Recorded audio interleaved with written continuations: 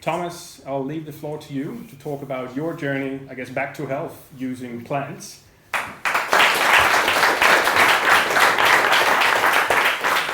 Thank you. So tonight we're going on a journey. I'm going to take you on a journey. It's not an ordinary journey, it's a hero journey. And it's a hero journey about how I overcame the crippling rheumatoid arthritis and became disease-free.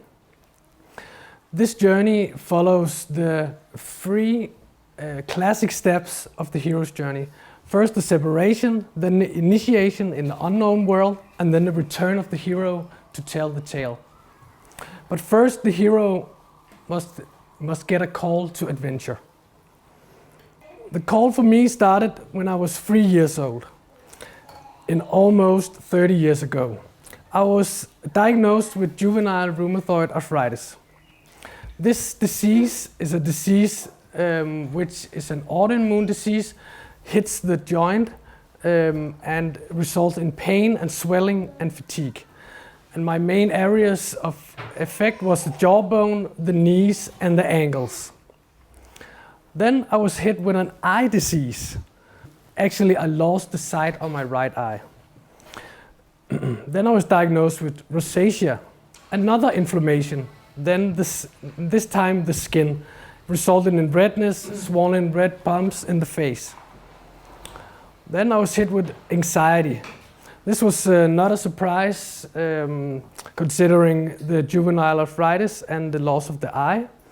But the anxiety resulted in irregular heartbeats and difficulty sleeping. Then I had inflammatory bowel disease. So this one hit, of course, the bowel, resulted in pain and malnutrition.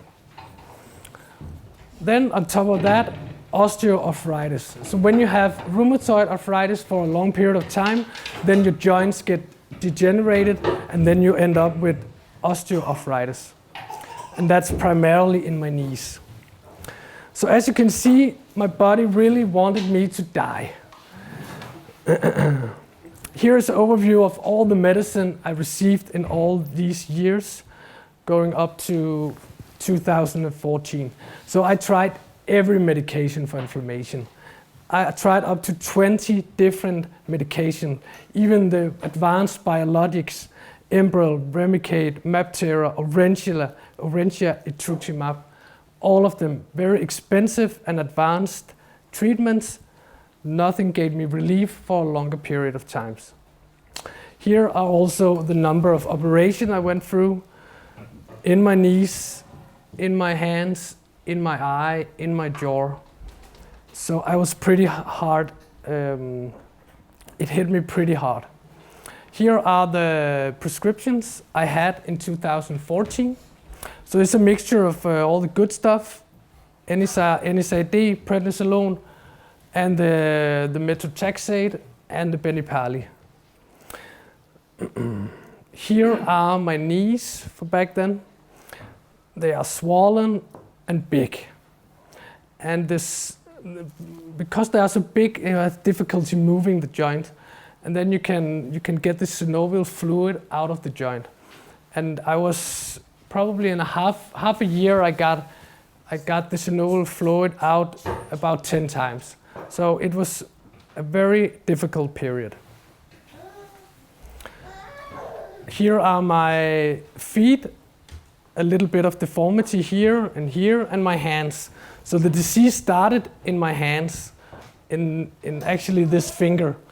So it's also half the size as this one. So in order for the hero to move on, he has to accept the call for adventure. So in my situation, I was unable to get out of bed.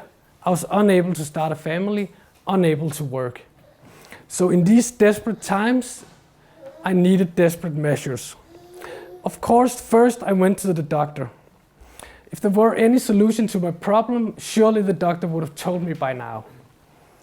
I asked him, what can I do? Exercise, diet? He told me, there's nothing you can do, and please do not punish yourself by becoming a vegetarian. actually further. So I was in a bit of a paradigm shift. I was trapped in a healthcare system. I was outsourcing my health to healthcare professionals who had no real answers and had no real solutions for my problems. There was only one solution. I had to take full responsibility for my own health. And really, I thought I had the resources to do so. I have a master in pharmaceutical science, so I'm used to reading literature about human physiology, biochemistry. I'm used to biotracking, blood tests, scans, and I had a great body awareness for all the time with the disease.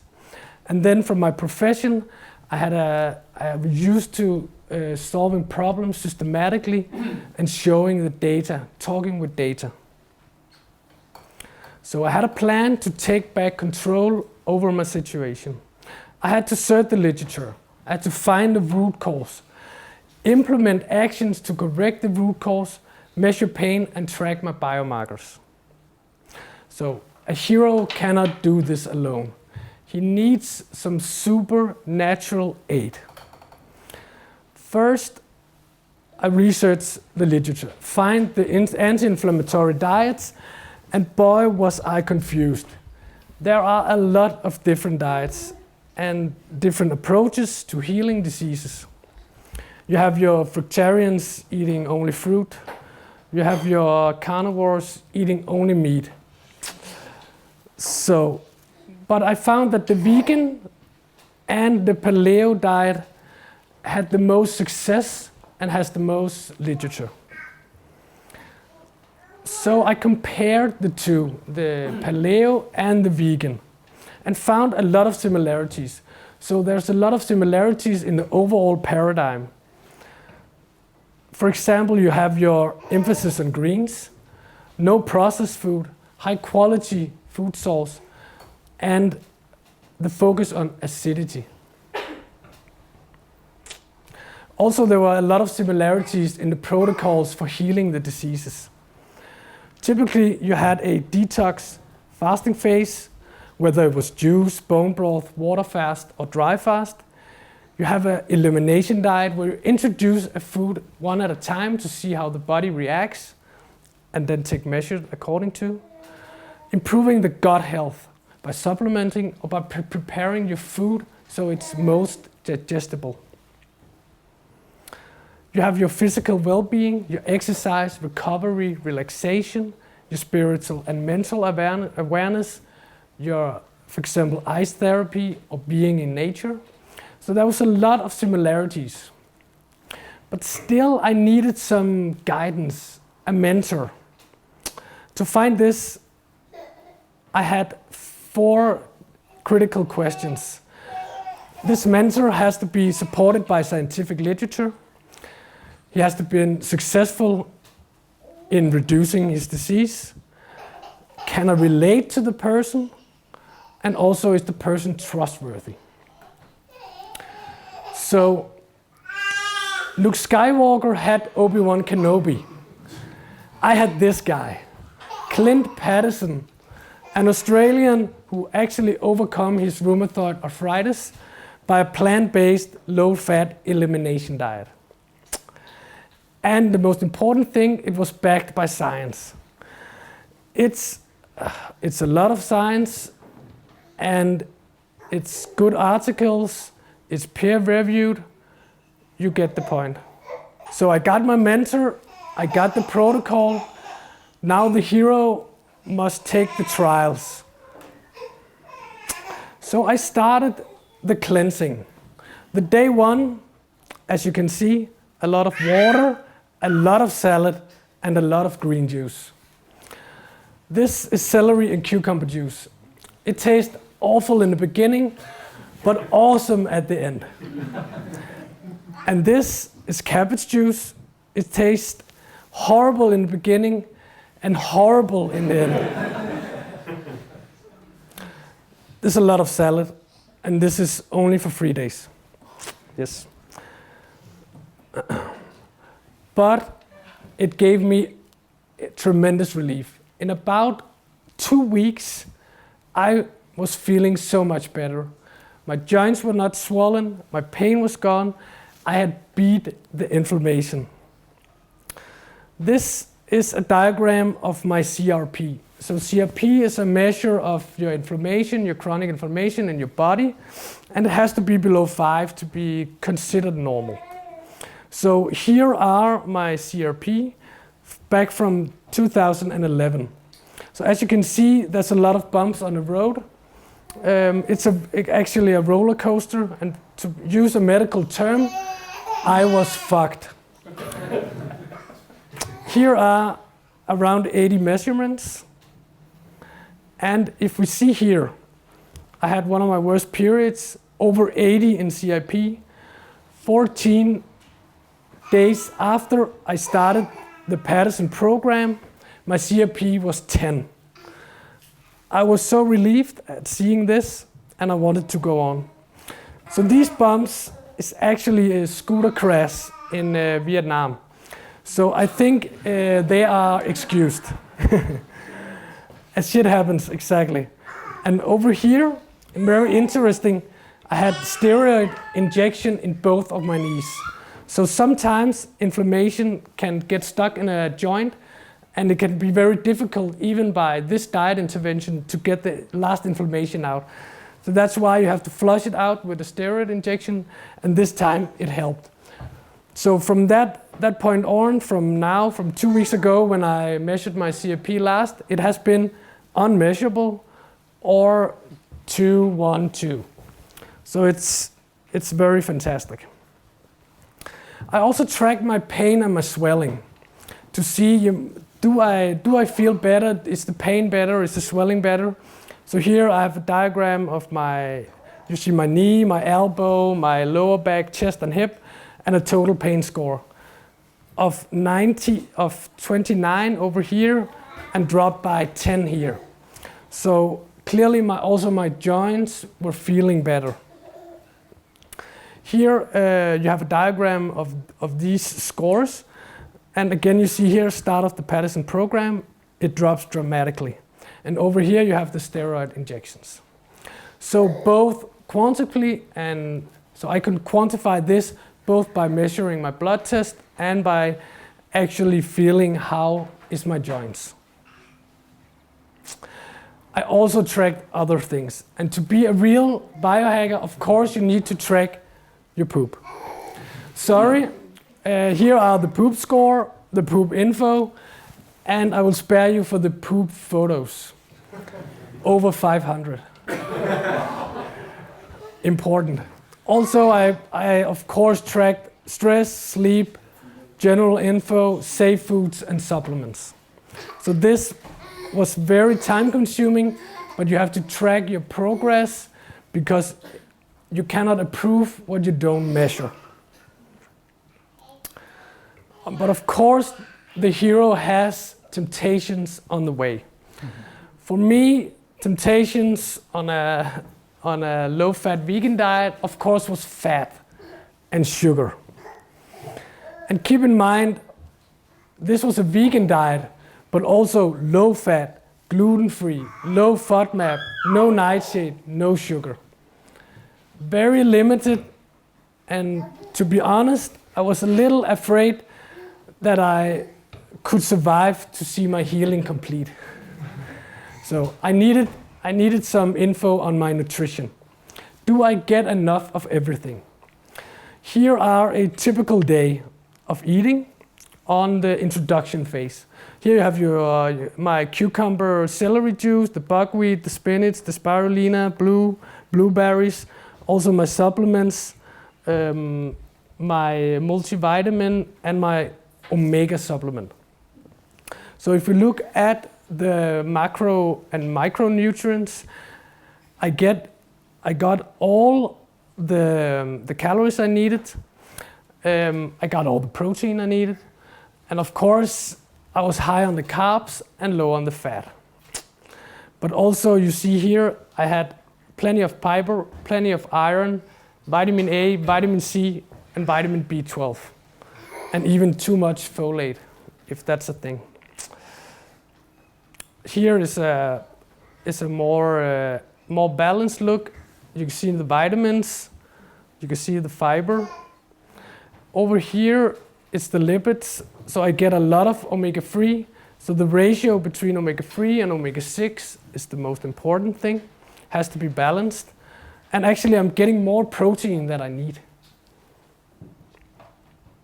Also minerals, sodium, that's okay. And calcium, I supplemented with that. So, what about the protein? Here I have the table for the albumin. So albumin is a measure of malnutrition. So it's a protein. And here you see the limits here. And you see when I started the Patterson program here, a slight drop. So it might affected my protein intake until I introduced the quinoa and the buckwheat for real. So I was okay with this one, looked pretty good on the protein. What about vitamin D?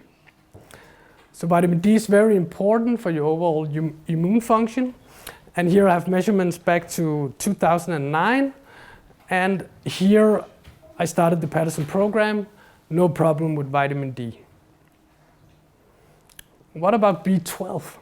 So B12 I also measured, and it looks very good and stable. So B12, no problem.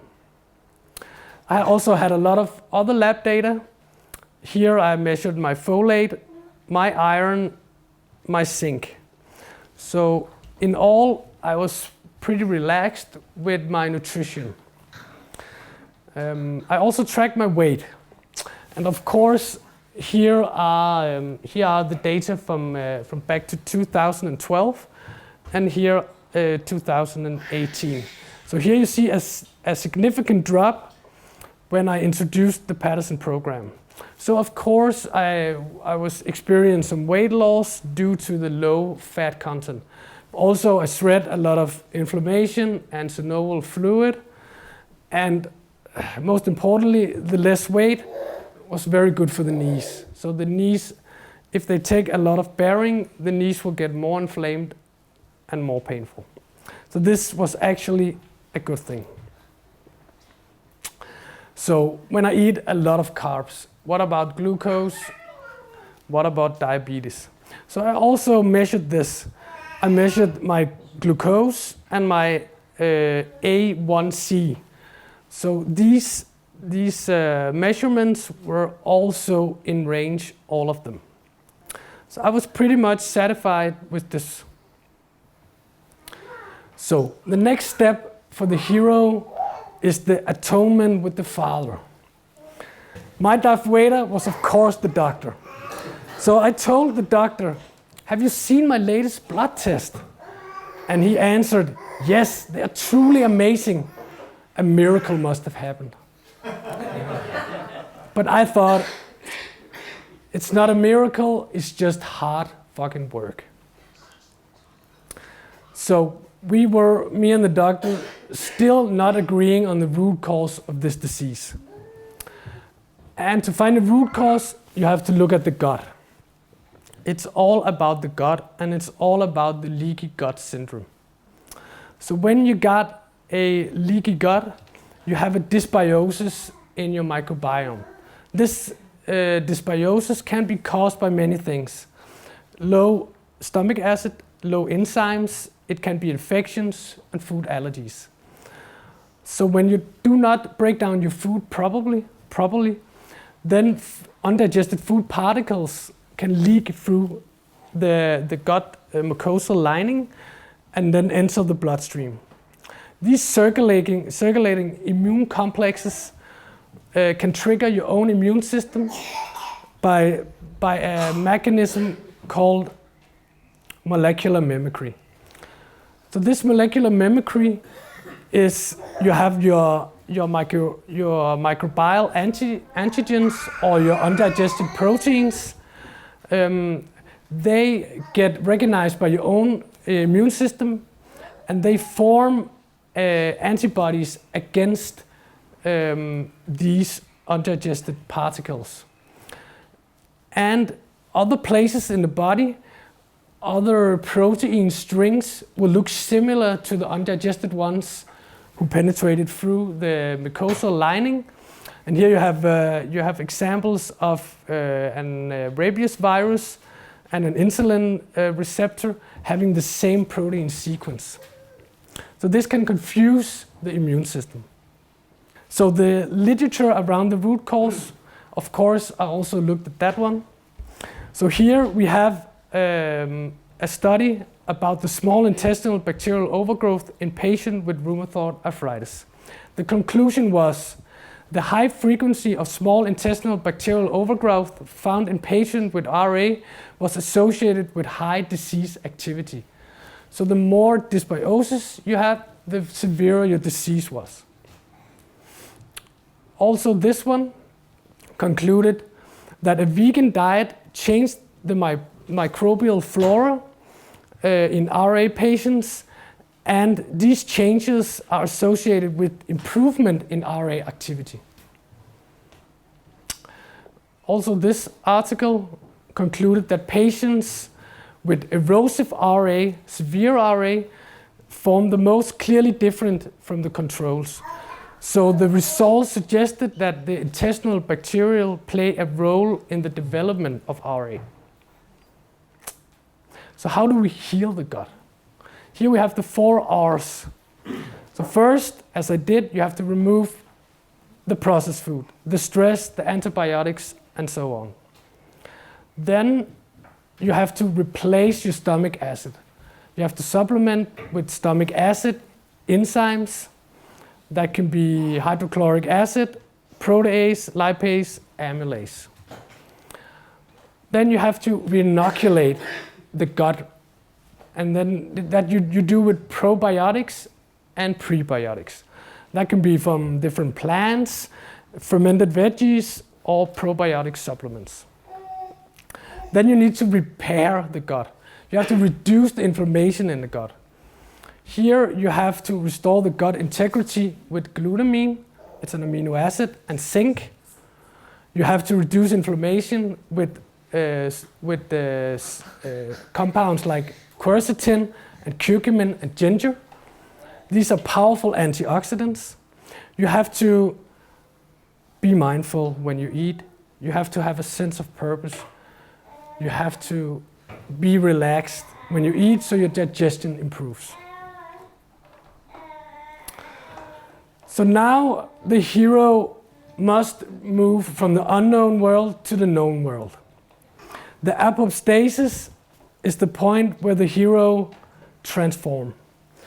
So here are the physical transformation. You all remember the disease info. So the JRR, not active. The inflammation in the eyes, not active. Rosacea, not active. Anxiety, still struggling a little bit with that one. Inflammation in the bowels, gone. The OA, the osteoarthritis, it's a work in progress. Because so many years, I had 10 years in a wheelchair, this takes a toll on your joints. So of course, this needs some work, and currently I'm working on maybe stem cell therapy and stuff like that. So here are my knees. You all remember these one, swollen, painful. This is my knees now. I'm needing a bit of a sun there, I know, hoping for a good summer. But you see the difference. Here are the medication. You all remember this package of medication. 3.5 years after, I'm still doing one medication, cycling in and out. So for the supplements, I switch all my medications to supplements. I admit it, I'm a sucker for supplements and I take a lot of them. But some of them actually works. So my recommendation for supplements is, and there are many more, these are the top ones. So my top recommendation for supplements are hydrochloric acid and pepsin. You have to take some kind of bile acid also, if you need it, and you have to supplement with enzymes, both systemic enzymes and digestive enzymes. In order for the hero to return to the known world fully, he has to have some kind of rescue from without. This rescue came from the support of my loved ones. So they helped me bring back to the normal world, shifting my focus from the healing journey, which can take a lot of your time. It can be stressful. So it's very good to have your loved ones bringing you back, seeing what's most important in life. So that helped me a lot. Finally, the hero are able to experience the freedom to live. So for me, the freedom to live resulted in control of the disease. And now, one of the most important things is to share my experience and help others. My freedom is now cold water therapy. Big fan of that one. Also, last year, I climbed the second highest mountain in Bali in one day. I started a small food company producing pure ginger turmeric shots to help other people. And the most important thing, I was able to get this wonderful daughter, Rose. And boy, it's a fantastic feeling. Yeah. So you have to remember, we are all experiencing our own freedom journey. So make sure that you prioritize your journey, and please make sure that you share it with the world. Thank you.